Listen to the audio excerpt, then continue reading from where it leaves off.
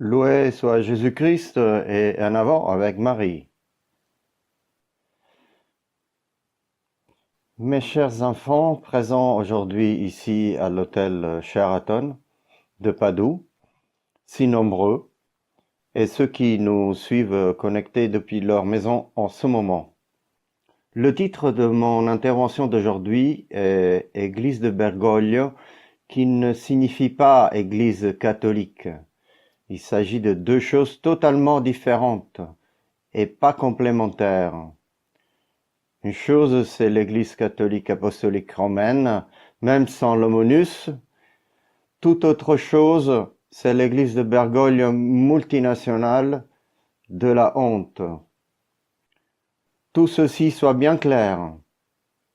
Ce n'est pas important si les médias n'en parlent pas. C'est nous qui le disons. C'est nous qui affirmons que l'Église de Bergoglio, qui détient l'Église de Pierre, en l'usurpant, n'est pas la vraie Église catholique. Église bergoglienne, Solomonus, où penses-tu arriver? C'est le titre de mon intervention d'aujourd'hui. Je voudrais commencer par la valse hypocrite et mensongère de qui s'alterne dans les médias, dans les réseaux sociaux, dans les blogs pseudo-catholiques, qui répètent comme un mantra « Le pape émérite est mort », les obsèques du pape émérite, le pape émérite sera enterré, le pape émérite est mort de telle ou de telle autre manière. J'ai l'impression d'assister à une scène à laquelle j'étais habitué quand j'étais petit. Quand j'étais un enfant, dans le bâtiment à côté de celui où j'ai grandi, au rez-de-chaussée, il vivait un fou. Il s'appelait Enzo. Nous tous, les enfants, on l'appelait très simplement Enzo le fou. Il passait toute sa journée en demandant une cigarette aux gens qui passaient. Il vivait pour cela, mais il ne savait pas le dire correctement. Alors il disait « apatinini » dans des mots qui n'avaient aucun sens. Quand il disait « apatinini », cela signifiait « je veux une cigarette ». Voilà, c'est un mantra fou, celui de cette fausse église, de ce monde mensonger qui parle sans cesse de pape émérite. Il n'a jamais existé le pape émérite. Celui qui est mort est le Saint-Père. Pas le pape émérite. Le pape est mort.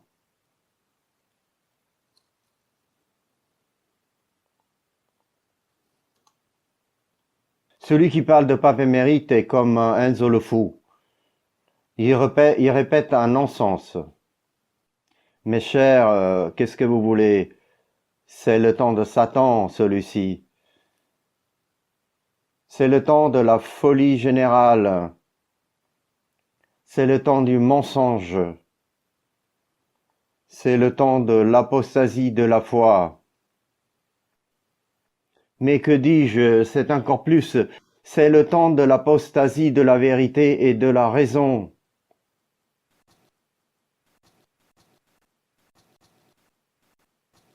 Jésus-Christ, dans l'évangile de Luc, au chapitre 6, versets 39 et suivant, a dit « Un aveugle peut-il conduire un autre aveugle ? Ne vont-ils tous les deux plutôt tomber dans un fossé ? Un disciple n'est pas mieux que son maître. Toutefois, chacun, s'il est bien préparé, sera comme son maître. Chers amis du petit reste catholique, nous sommes marginalisés, pointés du doigt comme des sectaires, mais certainement est plus lamentable la scène de celui qui court derrière le pape de Satan, Jorge Mario Bergoglio, aveugle qui conduit d'autres aveugles et qui risque la damnation éternelle. Ils écrivent que nous sommes finis, que Dominutella, une fois mort le pape, est arrivé au terminus, à la fin. J'ai lu plusieurs commentaires et réactions de mes amis ennemis dans lesquels ils écrivent Dominutella, la sodalité sacerdotale mariale et le petit reste catholique qui compte des milliers de fidèles.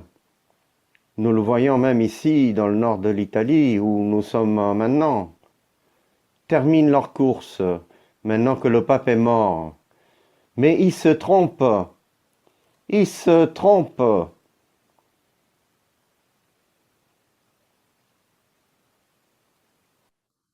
Qu'ils sachent que nous sommes plus motivés que jamais, parce que le pape maintenant du ciel nous protège, intercède pour nous et nous accompagne dans la bataille. Plus motivés que jamais. Par ailleurs, Église bergolienne, Jorge Mario Bergoglio, franc-maçon sataniste, où pensez-vous arriver sans le munus? Vous n'avez pas le munus. Ce n'est pas parce que Benoît XVI est mort qu'ils ont conquis le munus. C'est lui qui a gagné. Il est mort étant pape et n'a jamais livré son munus. Vive pape Benoît!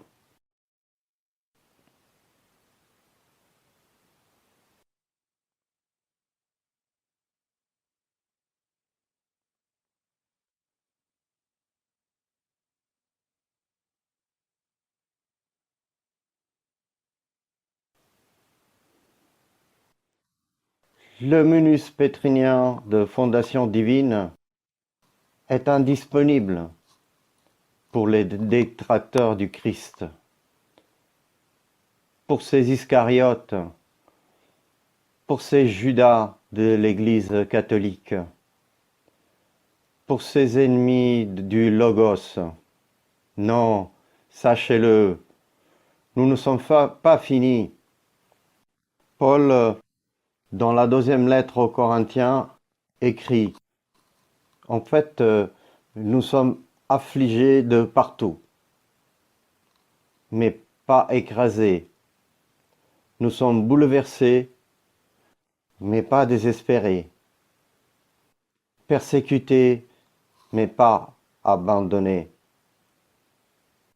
Sache, le sinédrin maçonnique sataniste qui a le soutien des pouvoirs puissants à partir de celui médiatique, que nous allons résister jusqu'à verser notre sang dans cette bataille. Et nous ferons cela jusqu'au bout.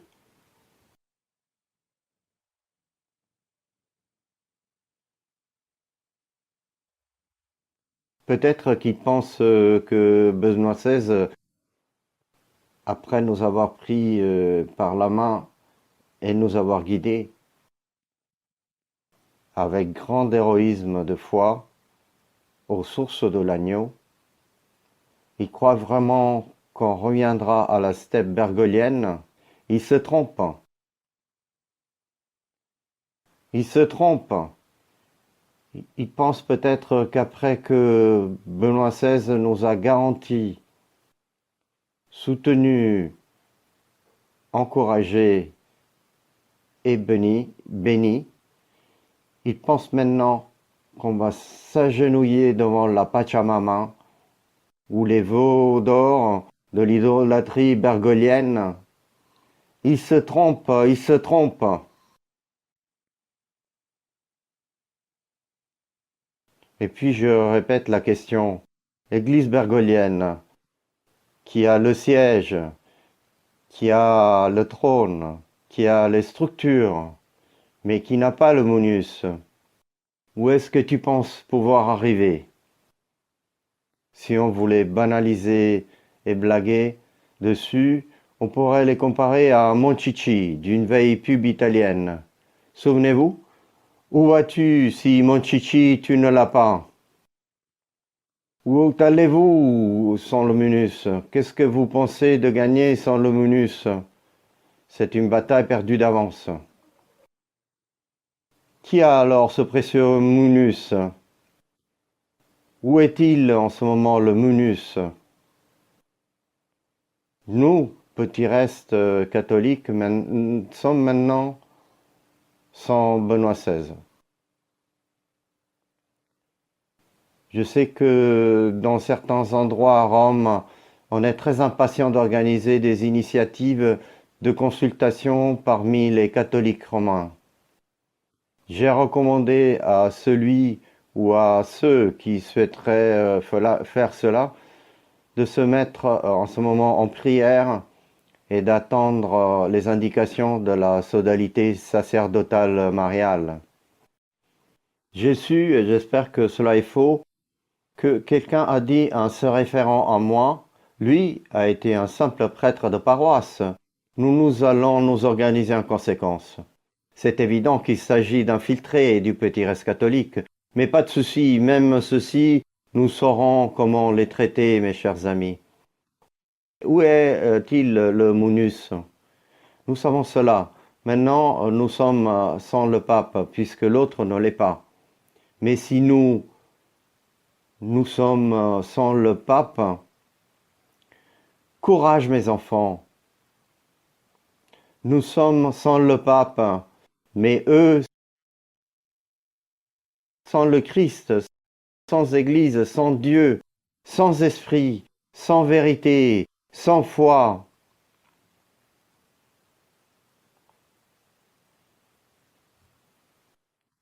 Multinationale du mensonge, parce que Bergoglio n'a jamais eu le munus. Et on connaît les raisons de cela.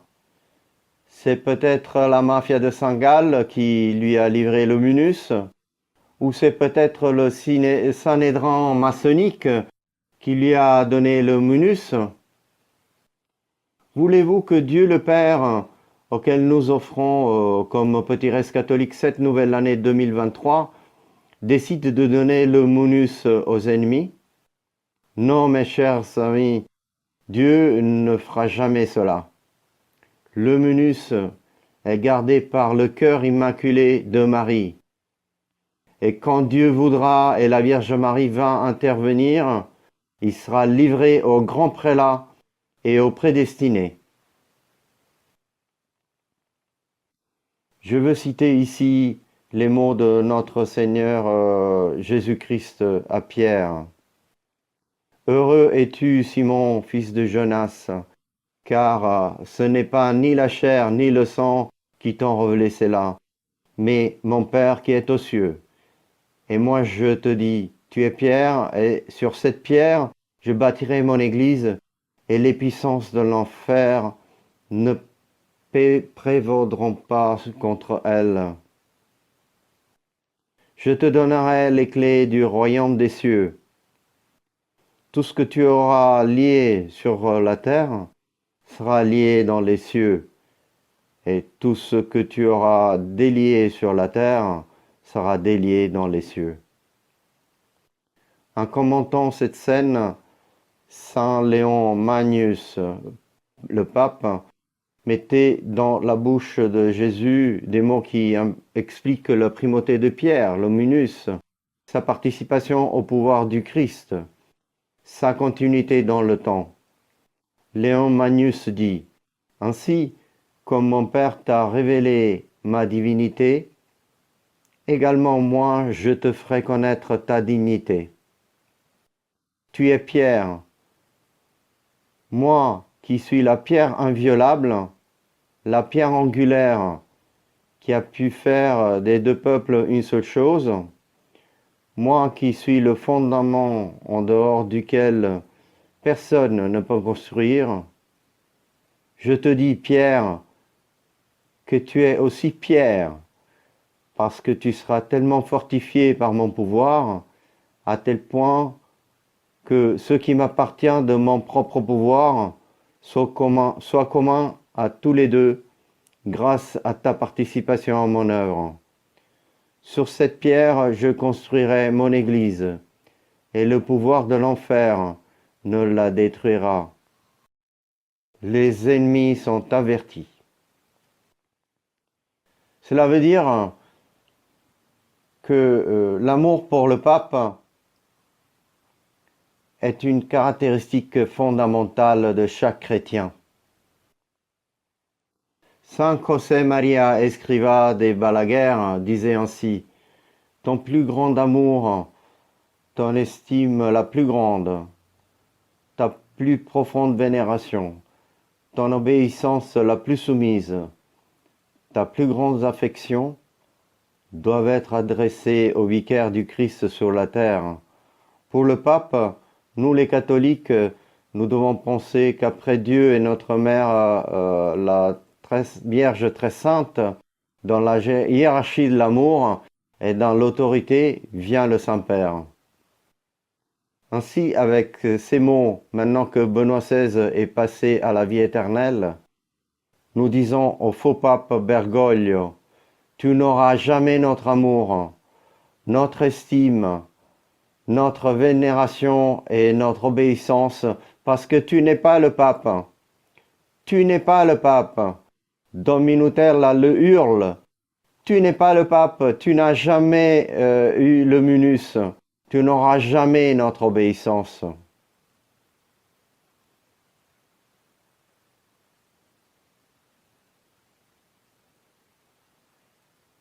Certains disent que Dom Luther, maintenant c'est fini, que le chemin mensonger de ce qu'il dit est terminé.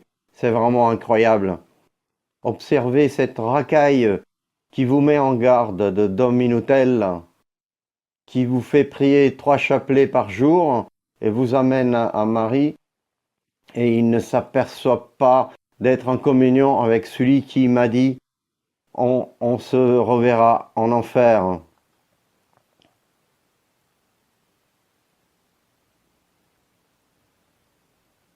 Quant à vous, c'est plutôt singulier qu'il y ait certains prêtres zélés qui vous mettent en garde de Dom Minutel, qui se fait de l'argent, qui fait des voyages, qui se promène autour du monde, et ils ne s'aperçoivent pas qu'ils suivent un gars qui amène à l'idolâtrie païenne et à l'apostasie ouvertement avouée. Pas un mot de provenance du Vatican n'est vrai. C'est du pur mensonge, du dictionnaire de la fausseté, l'alphabet de la manipulation. L'écrivain français Georges Bernanos écrivait: le scandale, ce n'est pas le fait de ne pas dire la vérité, mais de ne pas la dire entièrement, en introduisant le mensonge qui laisse intact l'extérieur, mais qui ronge comme un cancer le cœur et les viscères. Quiconque continue à rester avec Jorge Mario Bergoglio, le faux pape François, sera rongé par le cancer du mensonge et de la fausseté. Et Saint Léon Magnus écrit encore: Divina est enim autoritas qui credimus, divina est doctrina quam sequimur. C'est-à-dire, c'est sous l'autorité divine que notre foi repose. Divine est la doctrine que nous professons. Église bergoglienne, sans munus et sans Christ, où crois-tu pouvoir aller? C'est pour cela que je vous dis, chers amis du reste catholique, avançons avec plus de force.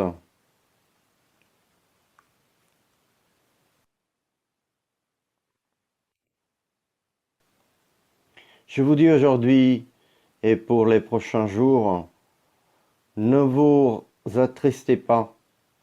Je voudrais répéter à vous tous ce qu'a dit saint Athanase aux chrétiens perdus pendant la saison de l'apostasie arienne. N'ayez pas peur, eux, ils ont le siège, nous avons la foi.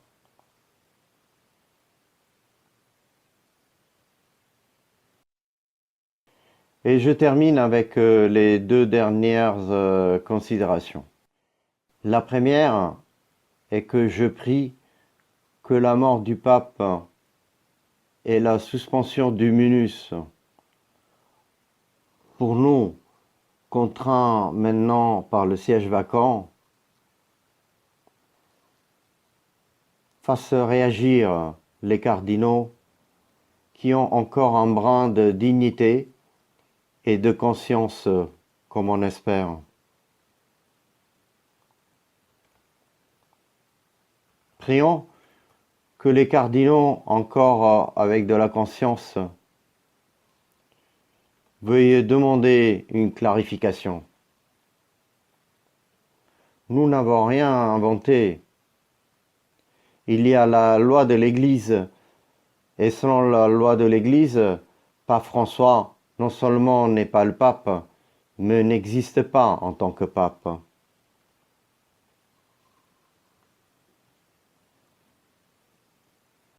Avec nous, il y a la Sainte Vierge Marie. Cette œuvre n'est pas de Dom Minotel. Cette œuvre est de la Vierge du chapelet de Fatima, de son cœur immaculé. Ainsi, la Sainte Vierge, avec les mains jointes en prière ici à ma droite, nous rappelle que nous ne devons pas nous préoccuper ni nous décourager, parce que ce temps de conflit est aussi un temps de grâce. Que les paroles des évangiles puissent résonner pour nous tous ce soir. Quand à Canaan, Marie dit « Faites tout ce que Jésus vous dit de faire ». Et enfin, je m'adresse à tout le petit reste catholique d'Italie. Nous nous sommes retrouvés le 11 décembre dernier à Rome. Nous étions 2100 personnes environ. Je vous avais dit qu'il s'agissait du dernier hommage que nous rendions au pape François Benoît XVI. Maintenant, vous comprenez pourquoi. Nous avons vécu un instant de grâce utile à gérer maintenant cet événement, parce que ce rassemblement nous a renforcés, parce que nous ne sommes pas seuls comme les pouvoirs puissants veulent nous montrer. Nous ne devons pas permettre que les ennemis nous séparent. Nous devons rester unis et resserrer les rangs. C'est pour cela que je lance un appel. Je suis ici à Padoue depuis le 15 décembre et je continuerai à y rester puisque nous sommes en train d'ouvrir la structure du Petit Tabor. Mais ne n'oublions pas que le pape est mort. Alors je lance un appel à Milan, Turin, Gênes, Florence, Bologne, Naples, Rome, Cagliari, Bari, Ancône, Reggio de Calabre et d'autres villes. J'espère que mon appel sera accueilli et que tout le monde accepte de se sacrifier. Et le sacrifice est celui-ci. Samedi prochain, le 7 janvier, nous nous retrouvons ici à Padoue pour célébrer avec les prêtres de la sodalité sacerdotale mariale et le petit reste catholique la sainte messe d'obsèques du pape Benoît XVI en réparation des fausses obsèques célébrées à Rome par la fausse Église.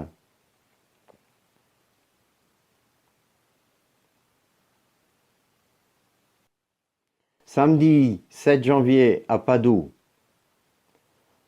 Contactez-nous tout de suite ceux qui veulent venir pour savoir combien serons-nous.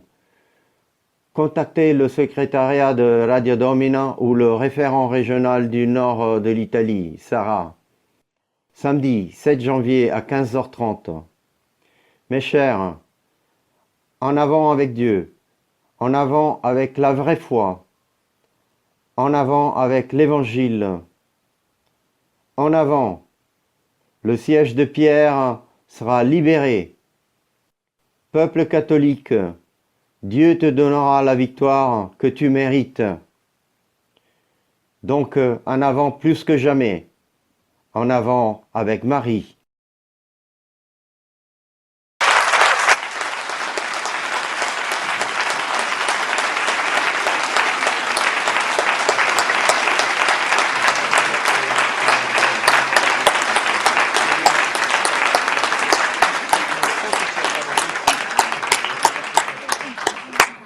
Grazie a tutti, avanti con Maria. Sempre avanti. Ecco, adesso un commiato veloce perché io ho bisogno di andare adesso.